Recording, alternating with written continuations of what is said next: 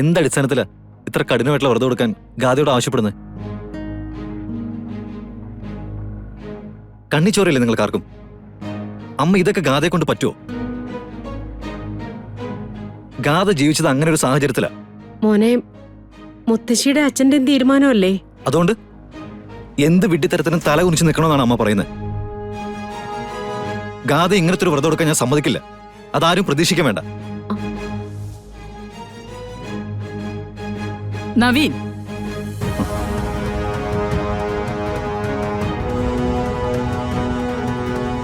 ഗാഥ വ്രതം എടുത്തോളൂ, അതിൽ നിനക്ക് സംശയം വേണ്ട.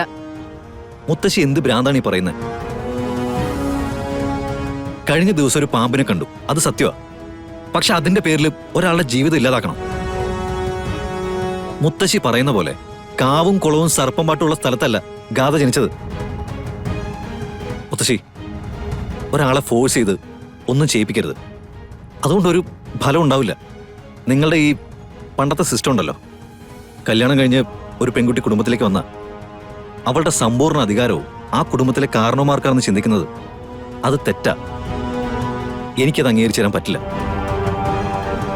മോനെ, എന്താടാ ഇത്? അമ്മേ, ഞാൻ കാര്യമായിട്ടാ പറയുന്നത്. ഗാഥ ഇത് ചെയ്യത്തില്ല. നിന്റെ ഭാര്യയെ കൊണ്ട് അങ്ങനെ ഒരു വ്രതം എടുപ്പിക്കണ്ട എന്നാണ് നിന്റെ തീരുമാനമെങ്കിൽ ഞാൻ പിന്നെ ഈ കുടുംബത്തുണ്ടാവില്ല. അമ്മേ, എത്ര കാലമായി ഈ നെഞ്ചിനകത്ത് വിങ്ങലും കൊണ്ട് നടക്കുന്നത് എനിക്കറിയാം. വർഷങ്ങളായുള്ള പേടിയാ. വർഷങ്ങളായിട്ടുള്ള പേടിയോ? അമ്മ എന്തൊക്കെ ഈ പറയുന്നേ? ഈ കുടുംബത്തിലെ ഏവരുടെയും ക്ഷേമത്തിന് വേണ്ടിയാ ഞാനീ പറയുന്നേ. തൽക്കാലം അത്രയും മനസ്സിലാക്കിയാ മതി.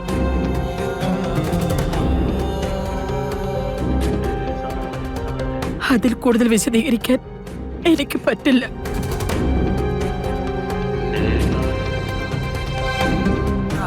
ആരെയും അനുസരിപ്പിക്കണമെന്നും അടിമകളാക്കണമെന്നും കാരണവർ ബുദ്ധിയോടെ ചിന്തിച്ചതൊന്നും അല്ല ഞാൻ.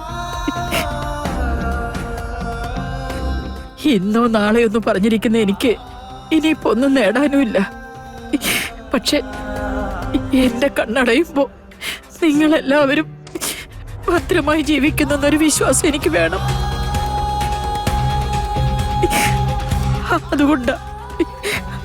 അതുകൊണ്ട് മാത്രം.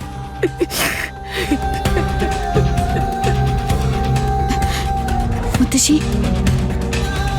എന്താ മുത്തശ്ശി ഇത്? വ്രതാനുഷ്ഠിക്കാൻ തയ്യാറാണെന്ന് ഞാൻ സന്തോഷത്തോടെ പറഞ്ഞതല്ലേ?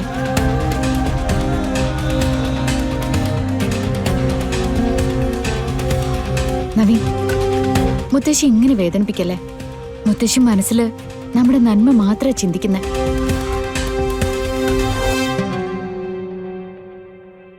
നവീൻ കരുതുന്നത് പോലെയൊന്നുമല്ല. ഈ വ്രതം എനിക്കൊരു ബുദ്ധിമുട്ടാവില്ല. ഞാനിത് നവീന് വേണ്ടിയല്ലേ ചെയ്യുന്നേ. ഞാൻ വളർന്ന സാഹചര്യമൊന്നും ഇതല്ല. എന്നാൽ ഞാൻ നീ ജീവിക്കേണ്ടത് ഇവിടെയല്ലേ. ആചാരങ്ങളും അനുഷ്ഠാനങ്ങളൊക്കെ ഉള്ള കളരിക്കല്.